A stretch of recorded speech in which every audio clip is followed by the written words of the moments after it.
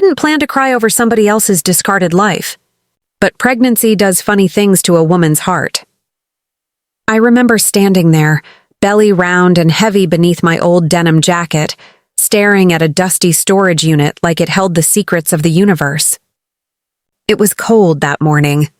Not cold enough for shivers, just cold enough to remind you you're alone. The kind of cold that sits in your bones and whispers, "Hold on, baby. Don't fall apart yet." When the metal door screeched open, the smell hit me first. Old paper, forgotten fabrics, something like time itself turning stale. I pressed my palm against my stomach out of instinct. My baby kicked, almost as if she, yes, I always felt she was a she, knew something important was about to happen. Boxes, broken furniture, dusty frames stacked against each other like memories nobody claimed anymore. To anybody else, that unit was trash. To me, it felt like a chance. A lifeline, maybe. A distraction from the ache of being left behind. I whispered to myself, my voice barely a breath. Well, here we go. And I didn't know it then. But what sat in that forgotten space wasn't junk. It was the beginning of truth, forgiveness, and family. In all the ways I never expected. Normal life before the storm people. Like to say loneliness feels like silence. But mine sounded like a ticking bathroom clock at 3 a.m., a sink dripping under dim kitchen light, the echo of footsteps in a too-empty apartment. Loneliness when you're pregnant. It doesn't sit beside you. It climbs inside you. I wasn't always alone. Or at least I hadn't planned to be. Daniel, that was his name. The man who once promised me forever in the soft light of a diner booth, hands wrapped around mine like hope. But promises crack when pressure comes. And life. Life was turning the screws on us long before I realized it. When I told him I was pregnant, he didn't shout. He didn't storm out. He just got quiet, like someone had drained all the color out of him. Quiet can be crueler than any scream. 2 weeks later, he packed his bags while I was out buying prenatal vitamins. Left a note on the counter, "I'm not ready. I need space. I'll figure things out. Space, it's funny how people ask for space like it's not already suffocating inside your chest." My mama raised me on gentle strength, the kind that folds clothes lovingly, even when the world feels sharp. So I went to work. I rubbed cocoa butter on my stomach. I talked to my baby at night. But some mornings I'd sit on the edge of the bed and stare at the wall. Imagine a future where a tiny hand reached for mine and there was no one else in the room. Hope kept me standing. But fear kept my knees weak. Money was tight. Every grocery receipt felt like a weighted blanket on my chest. And I kept thinking, how do you build a life for two when one half of the plan walked away? That's how I ended up at an abandoned storage auction on a Tuesday morning. Trying to flip forgotten junk into baby formula and a crib. Maybe even a second-hand stroller if I got lucky. You sure about this? The auction lady asked, her brow wrinkling with motherly concern as she glanced at my belly. No, I told her. And somehow that honesty felt braver than pretending. She gave me a soft smile, the kind older women give younger ones when they know we're carrying more than just the child under our ribs. I nodded, paid my small winning bid, and lifted the creaking metal door to my new investment. The first hint something was off: boxes. So many boxes, but not the kind stuffed with clothes or old books. These were neat, labeled, not kitchen or winter coats. Instead, for when you find. This not trash. Please keep someday letters. Chill slid down my spine that had nothing to do with the weather. Most people don't pack pain that carefully. Most people don't label boxes like they're writing to ghosts. I lifted the first one. It wasn't heavy, but it felt like it carried weight anyway. Inside, wrapped in soft tissue paper, was a tiny baby shoe. Just one. Soft leather, hand-stitched. My breath caught in my throat. A whisper escaped without my permission. Lord, what is this? I felt my eyes sting. Pregnancy hormones or a soul recognizing sorrow. Sometimes it's hard to tell the difference. I reached into another box. Pictures this time. A young couple smiling by a lake, holding hands, laughing. A woman with soft curls, a man with gentle eyes, and empty arms. Though the way they stood close felt like they were holding a child who wasn't there. Grief has a smell, I learned. Like dust and lavender mixed with old tears, a folded note sat on top of the photos. If you're reading this, then our story found someone new. My fingers trembled. My baby kicked again, firm, as if she was nudging me forward. I didn't know whose memories I was holding. But they weren't junk. They were love and loss, and something unfinished. And in that quiet, chilly storage unit with dust swirling in the air like tiny ghosts, I felt it. Not fear, not excitement, but connection. To strangers, to their ache. To my own, I whispered to my belly, "Baby girl, maybe we didn't just buy junk today." And I swear she kicked again, like she knew something I didn't yet. Something life-changing was buried in that forgotten space. I just didn't know the story. Not yet. But I was about to. And once I opened the next box, there would be no going back. I sat right down on the cold concrete floor, legs crossed the best way a woman 7 months pregnant can sit cross-legged. Dust settled around me like restless snowflakes, catching the morning light that pushed its way under the storage door. Every instinct in me said this wasn't junk. This was somebody's heart, boxed up, sealed away, forgotten by time or maybe by force. I picked up another photograph. The same woman. Same man. They were laughing, their foreheads touching like they were telling a secret made of love. But the next picture?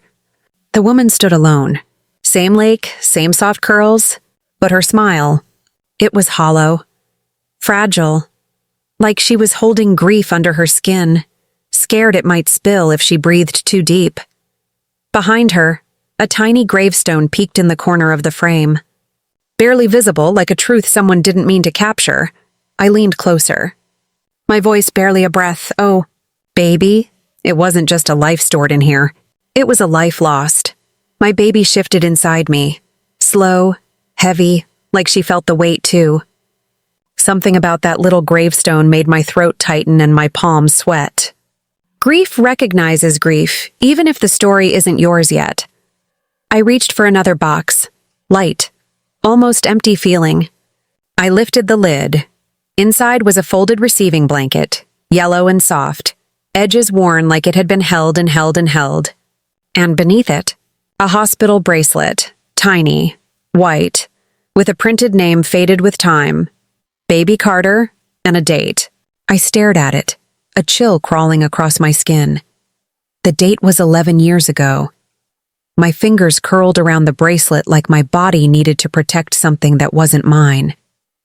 I whispered, "Lord, why did I find this?" I wasn't somebody who believed in signs like they were magic, but I did believe some things are placed in front of us for a reason. Like quiet invitations from God to pay attention. And right there, between a blanket and a bracelet, sat an envelope, cream-colored, handwritten, name in soft cursive, to the finder. My stomach tightened. Nerves or the baby stretching, I couldn't tell. I hesitated.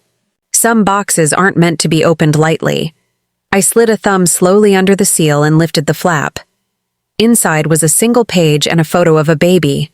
Small. Cheeks round, wrapped in that same yellow blanket. The letter shook in my hands. If you're reading this, then you've opened a door I never thought anyone would. This storage unit belonged to my son, and the life he hoped to build. My granddaughter lived only 3 hours. Her name was Lily.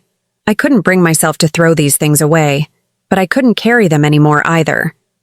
So I left them for time, or fate, if you found this. Please be kind. I hope you're someone who understands loss and the mercy it needs. I pressed the heel of my hand against my chest, not out of pain, but out of something heavier, recognition, connection. A feeling like my heart had brushed against someone else's wound and felt the scar tissue. I whispered into that quiet space, "I do understand." Because even though my baby kicked and rolled inside me, alive and stubborn as ever, I knew what it felt like to fear love, to feel alone holding a future that might not arrive the way you dreamed. Tears warmed my cheeks before I even felt them fall. Pregnancy. Pregnancy will make a woman cry at dog commercials. But this was different. This was grief that lived in boxes and dust, waiting for someone to witness it.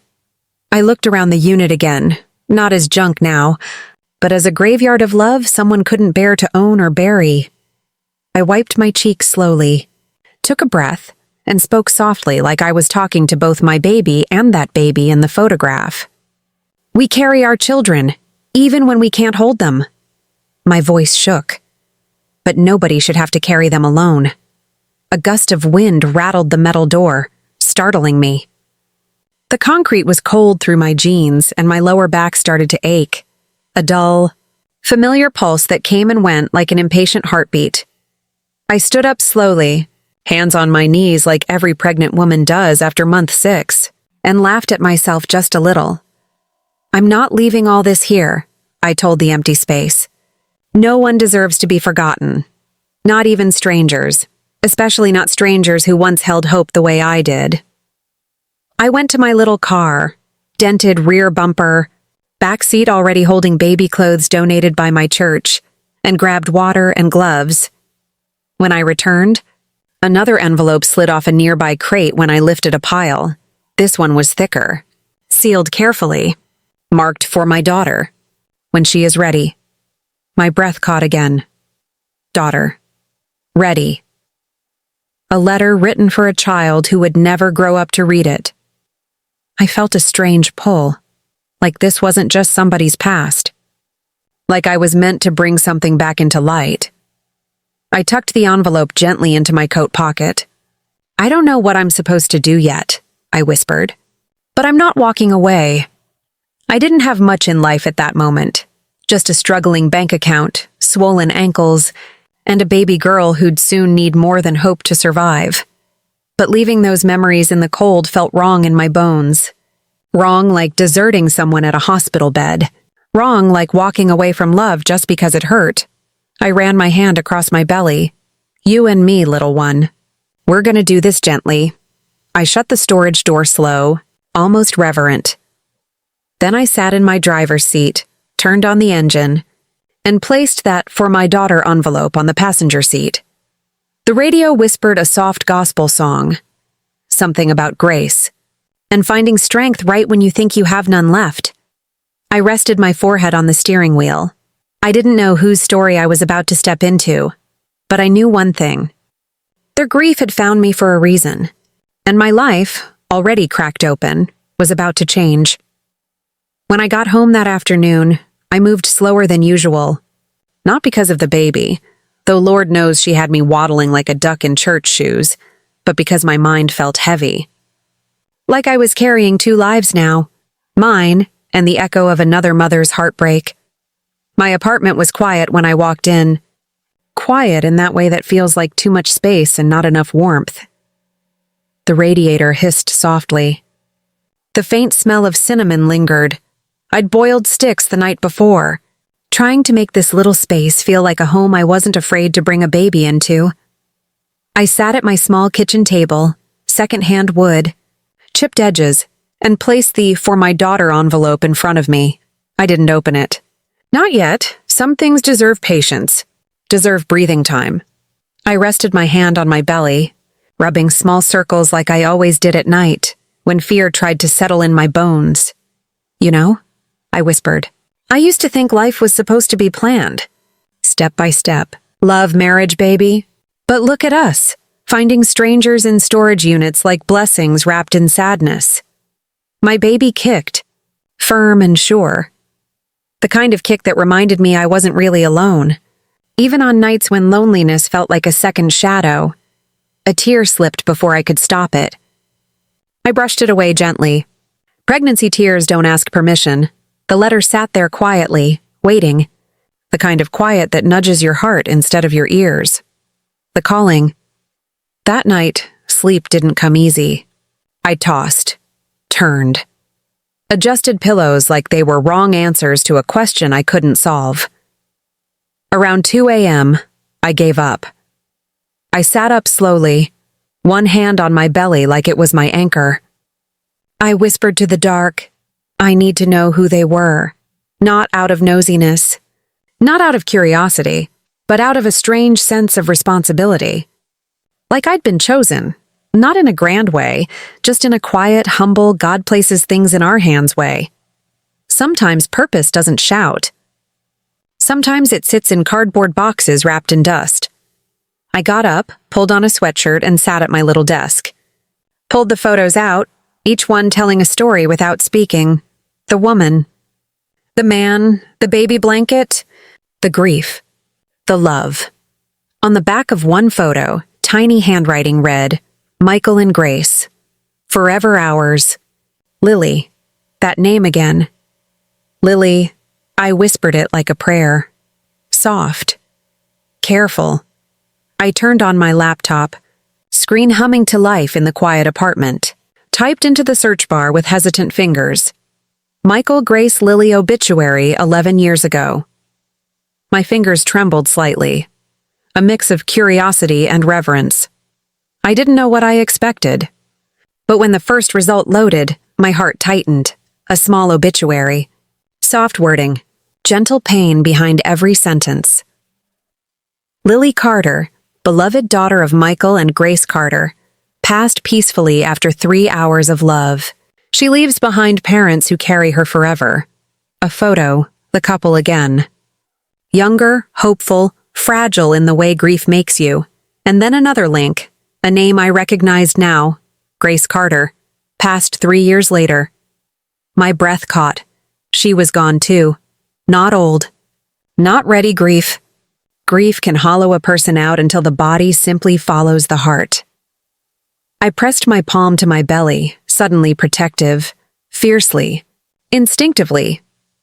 People shouldn't have to lose everything, I whispered. Especially mothers. Especially babies. The moment of choice. The next morning, light crept through my thin curtains, turning everything gold. The city woke up outside.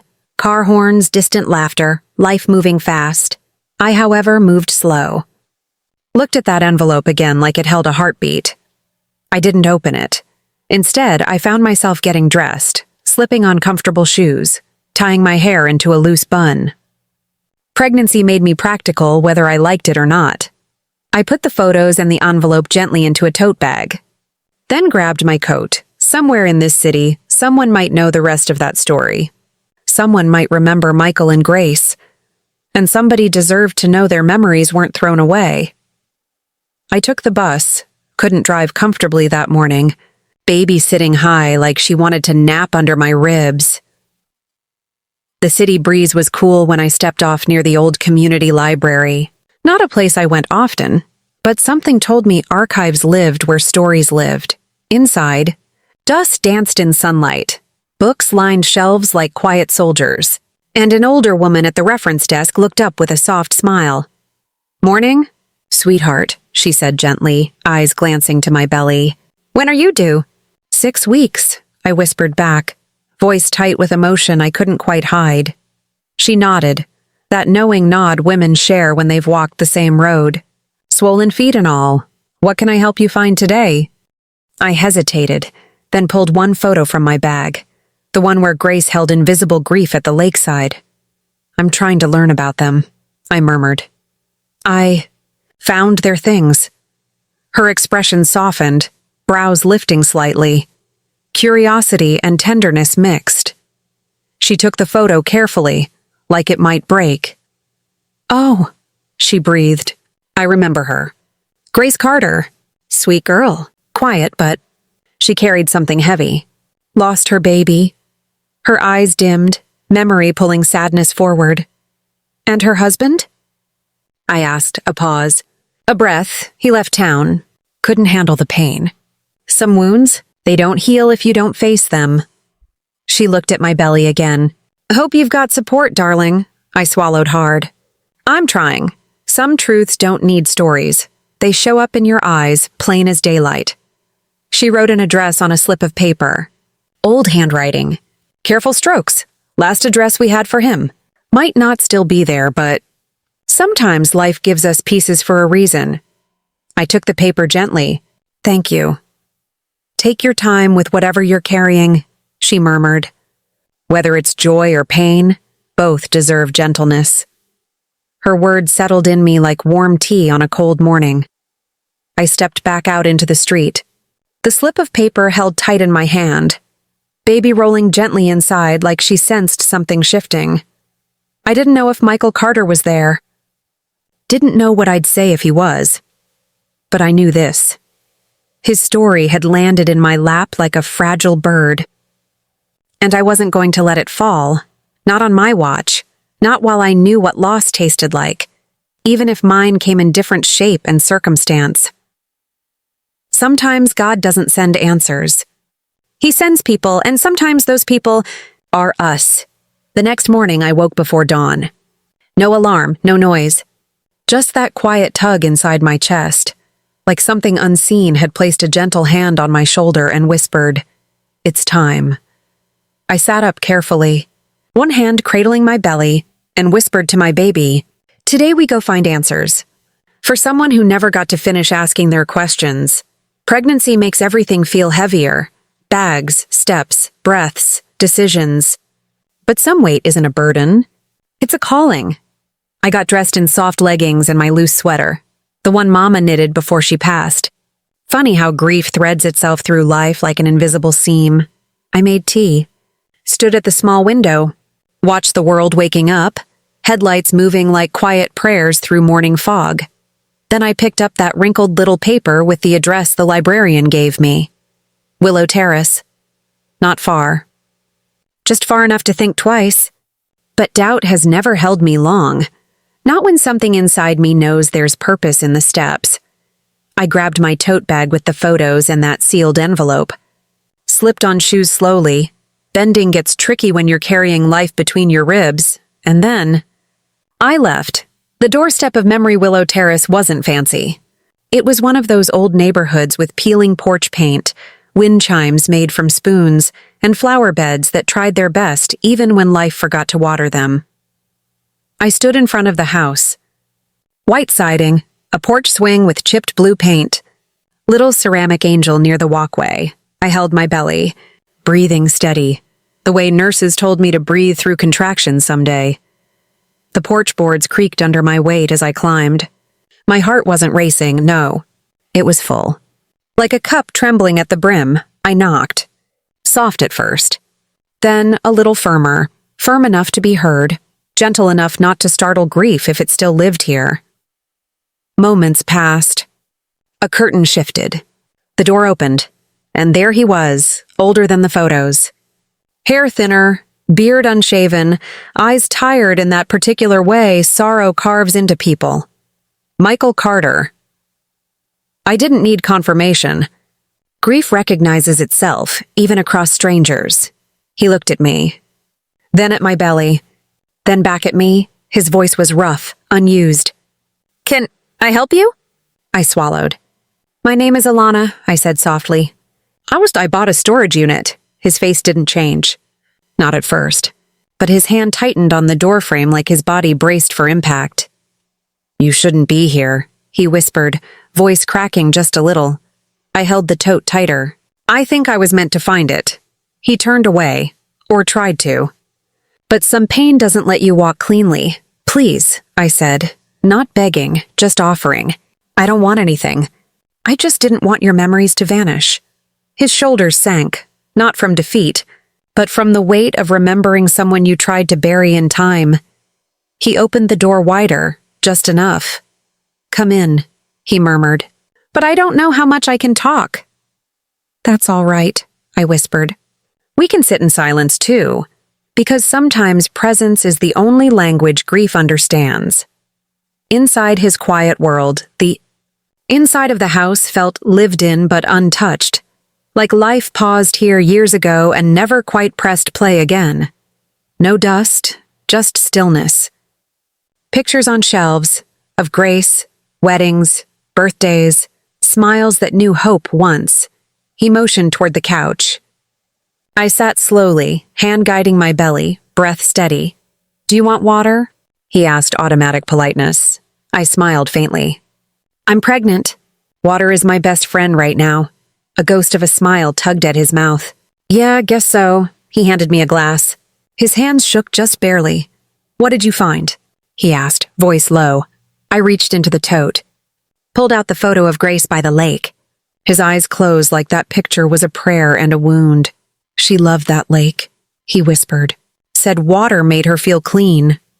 I laid the envelope gently on the table, the one meant for the daughter who never grew up. He stared at it longer than breath. I couldn't read it, he admitted quietly. She wrote that after Lily.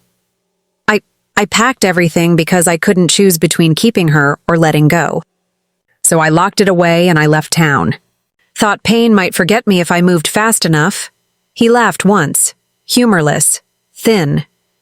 It didn't. No, I said softly. Pain always finds you. But so does healing, if you let it. He looked at me, really looked then, at my eyes, my belly, the quiet strength Mama raised in me. You pregnant alone? He asked gently. I nodded. A man can make a child and still not be ready for fatherhood. He exhaled like my sentence punched air from him. Yeah, he said. I know something about that. A door to healing silence settled. Not heavy, just honest. Like two people sitting at the edge of separate wounds, looking across and realizing pain is a bridge, not a wall.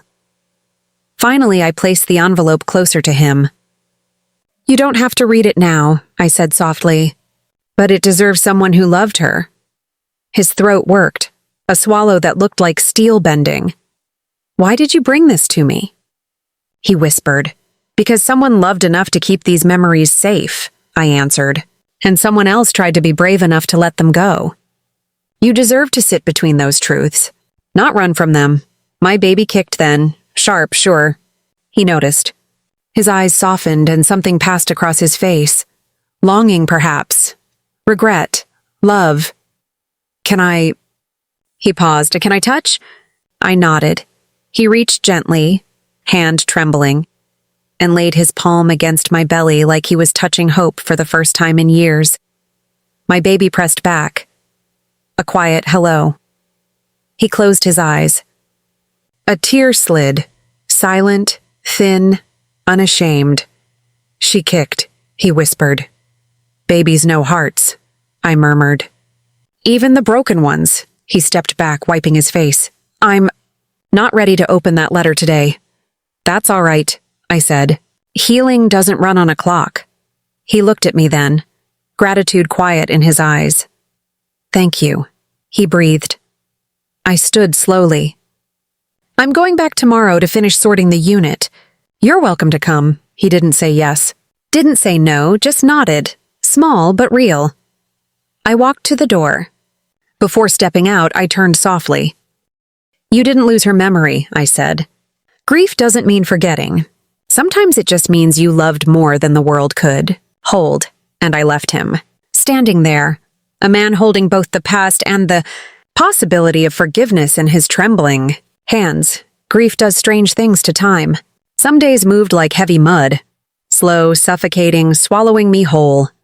Other days rushed past like someone pressed fast forward on my life, and I could barely breathe long enough to catch up.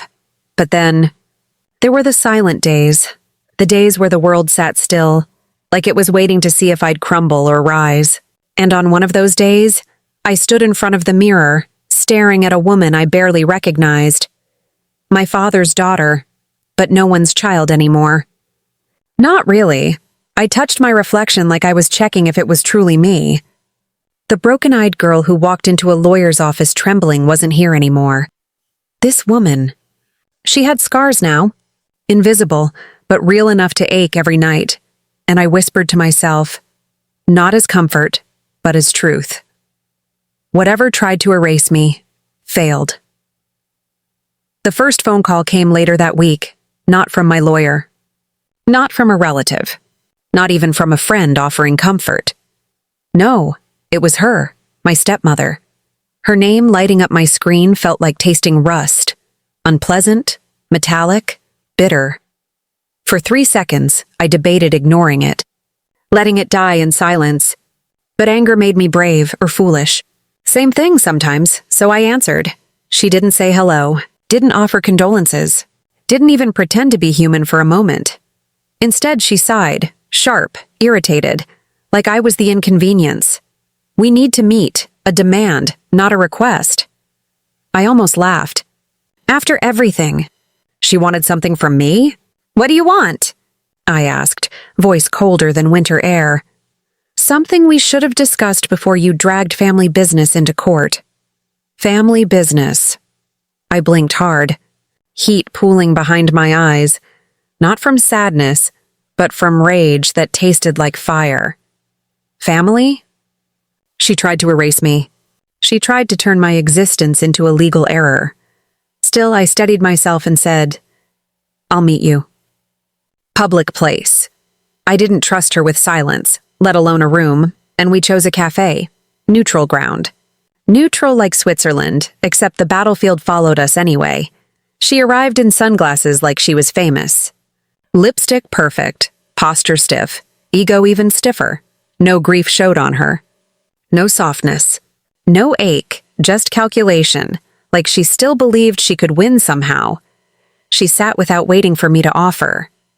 Crossed her legs, folded her arms, leaned forward like a villain rehearsed in the mirror. You made a spectacle of this. Your father would be ashamed, huh? There it was. The manipulation disguised as dignity, but I didn't break. Not this time. I leaned back, calm as a closed door.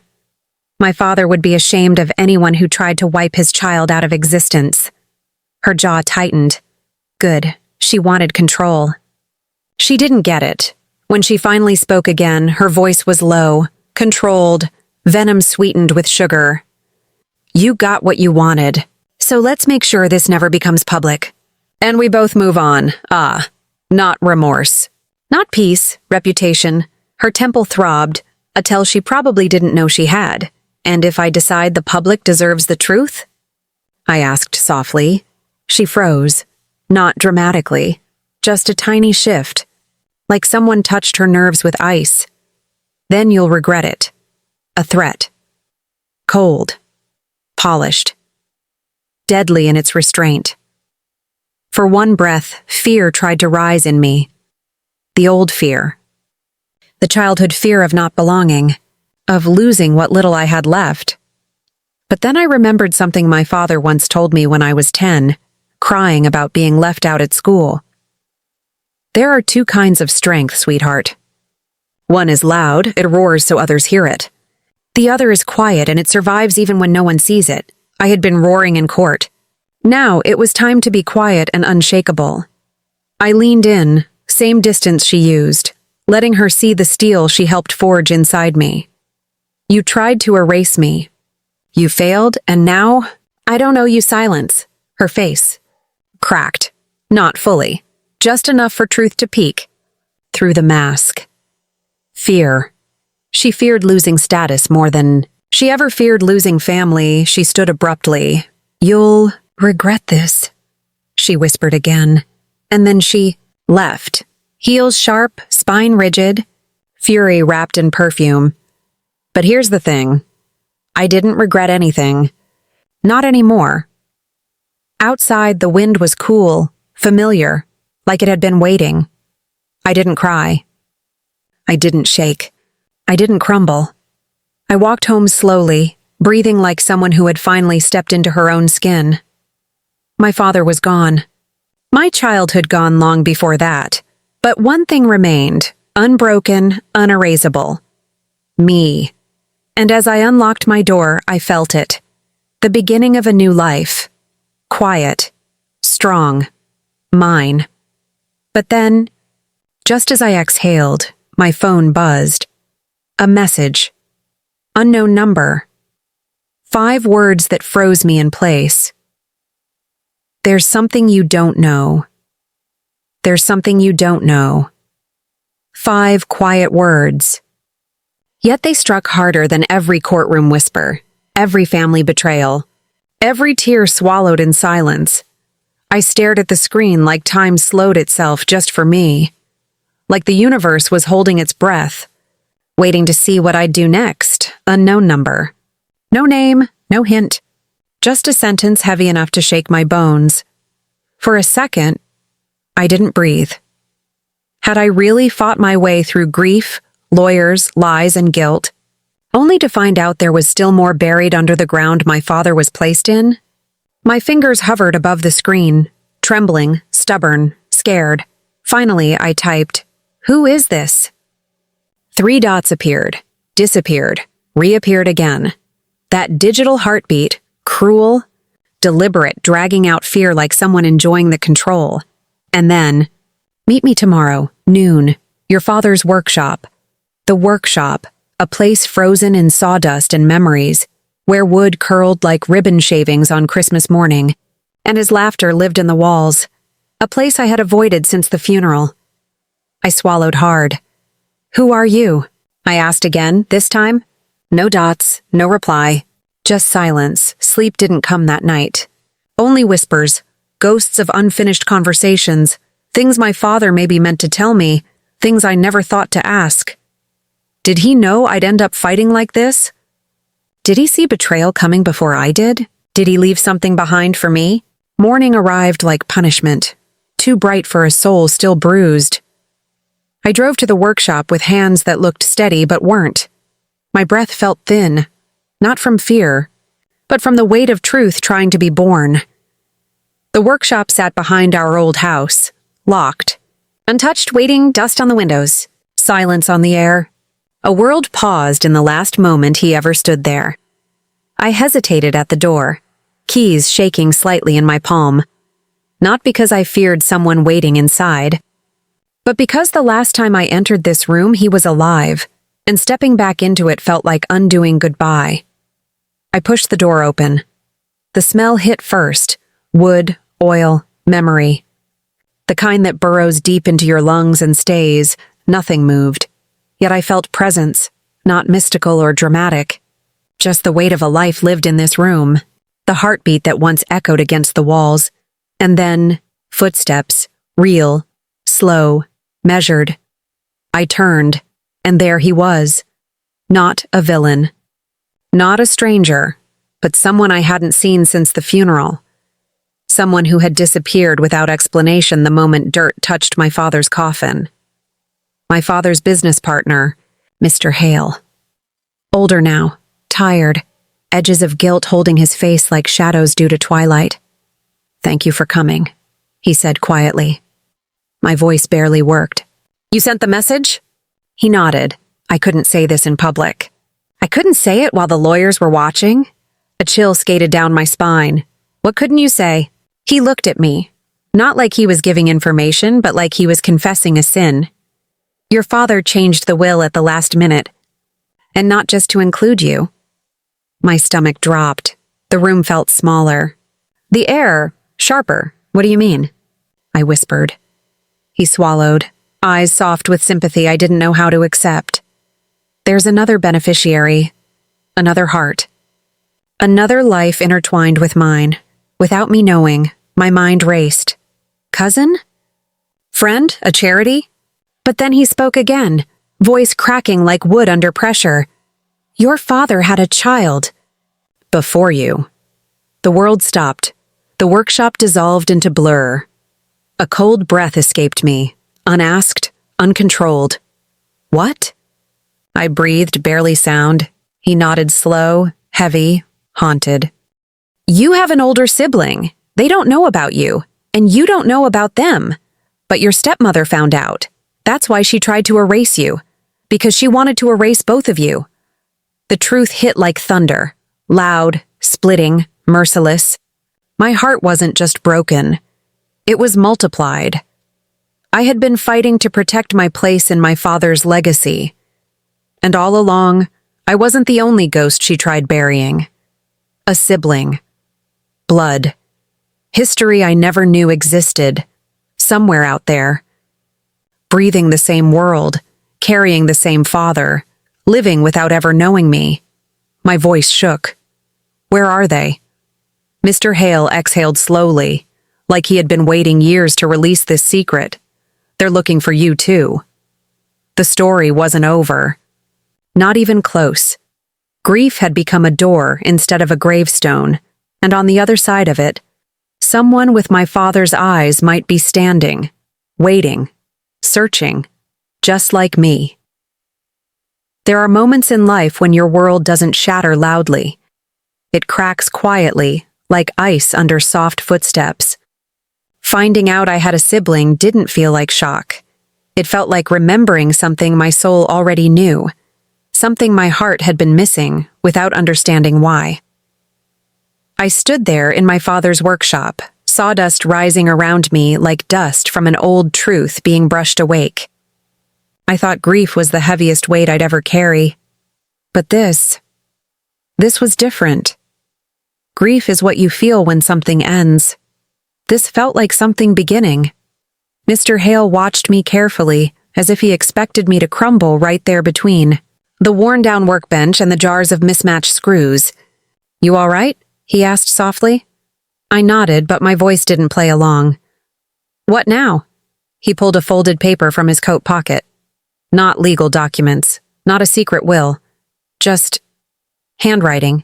Familiar handwriting. My father's handwriting. He handed it to me gently, almost reverently, like he was passing on a baby wrapped in memory.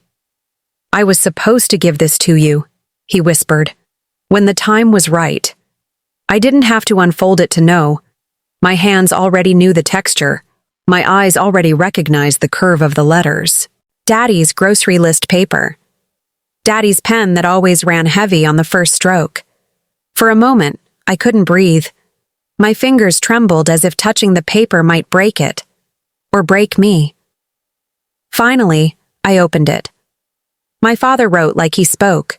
Slow, thoughtful, a touch old-fashioned.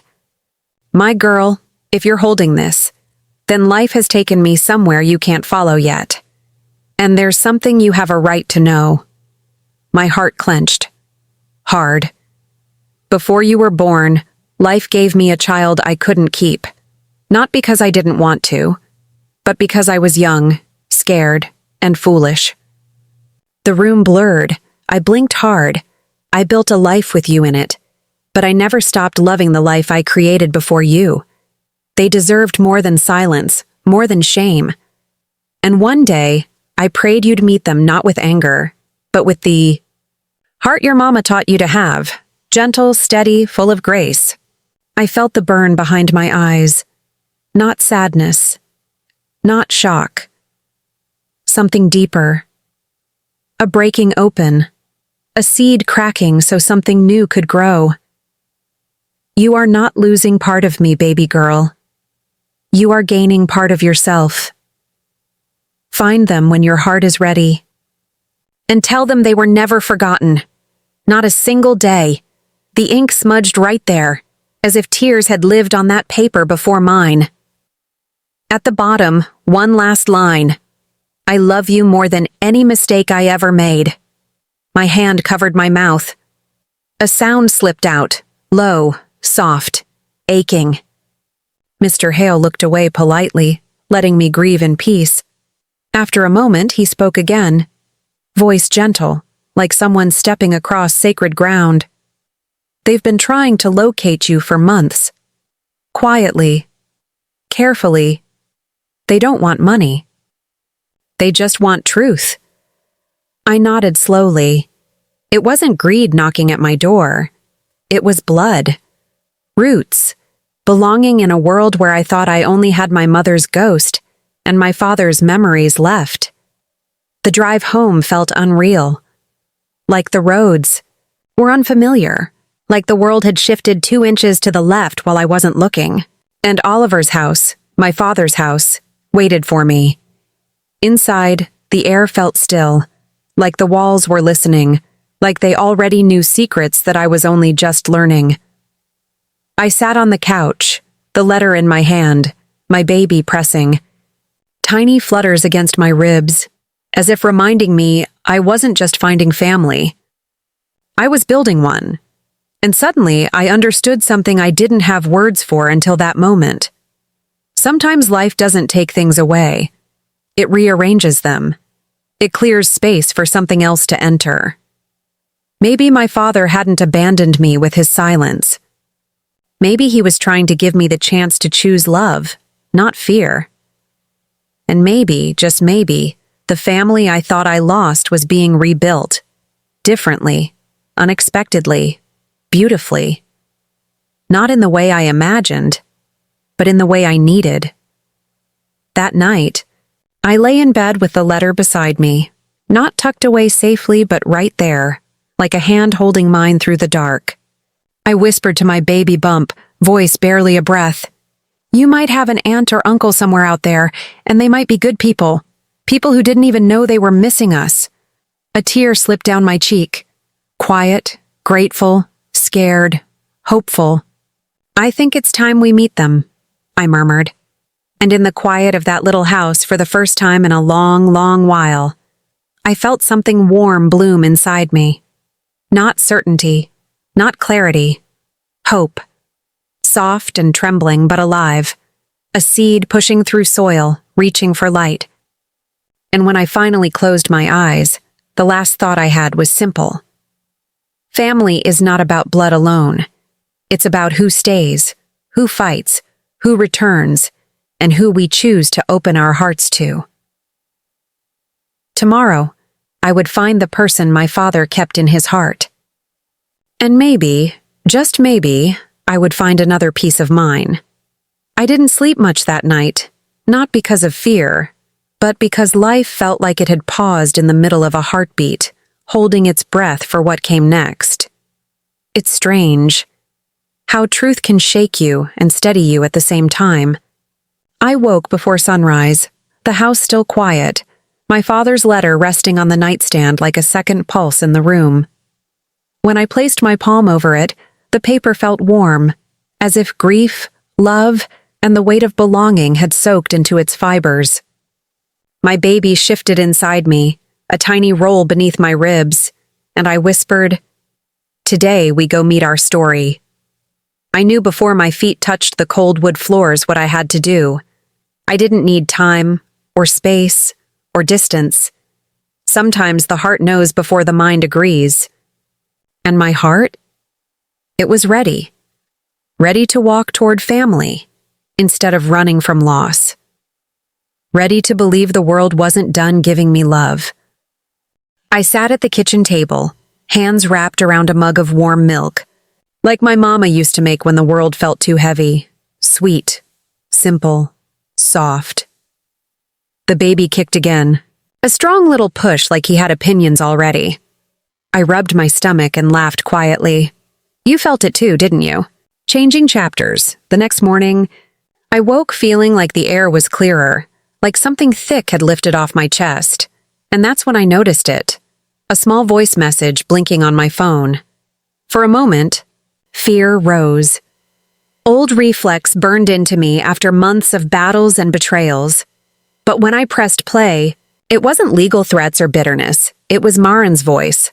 Soft, nervous, hope tucked between breaths. I, made too much soup. I wasn't sure if you liked potato leek or not. But I thought, if you want, maybe lunch? No pressure, just, I'd like to see you again. I pressed my hand to my chest and breathed in slow. Because sometimes family doesn't arrive as a hurricane. Sometimes it comes like this. Awkward, gentle, offering soup in a Tupperware container and a place to sit where silence feels safe. I went, not out of obligation, but out of something softer. Curiosity, comfort, maybe even longing. She opened the door before I knocked, like she'd been waiting right behind it. Her hair was still in a braid, sweater sleeves too long, hands fidgeting with the hem. I wasn't sure you'd come, she said quietly. I almost didn't, I admitted, truth gentle on my tongue. Not because I didn't want to, because it feels big and I feel tender. Her eyes softened in recognition. I know, I feel that way too. We shared a shy, almost grateful smile, not forced, natural. There is something humbling about meeting someone whose existence rewrites your past and shapes your future at the same time. Inside, the table was already set. 2 bowls. Warm bread. A small vase with 3 daisies, a little lopsided but full of heart. I sat down slowly, one hand protective on my belly. Maren noticed, and her face changed. Not pity, but wonder. "Do you know his name?" she asked softly. I nodded. "Samuel, my father's middle name." Her eyes misted, and she whispered like the word might break if spoken too loud. "That's beautiful."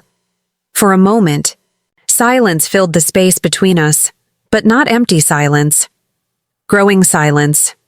We ate quietly, sharing little stories, childhood memories, things we loved and lost, things we hoped for.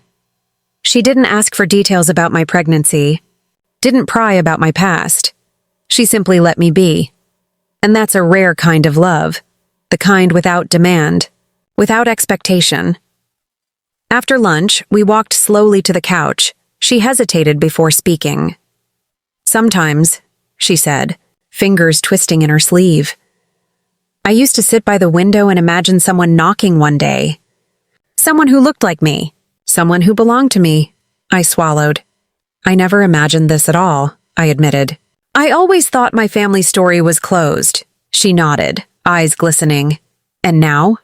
I exhaled, long and deep, and now I think, maybe family doesn't stay put in the past.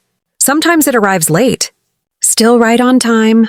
Her breath hitched, not a sob, just a quiet surrender to a truth she needed, and for the first time, she smiled fully, hope and relief mingling in her expression like morning sun breaking through blinds. "Can I feel?" she asked suddenly, pointing to my belly. Not assuming. Asking. The kindness in that question alone was enough to soften me. "Yes," I whispered. Her fingers touched lightly, not claiming, not rushing, just connecting, and right then, as if the universe thought the moment needed an exclamation point, the baby kicked.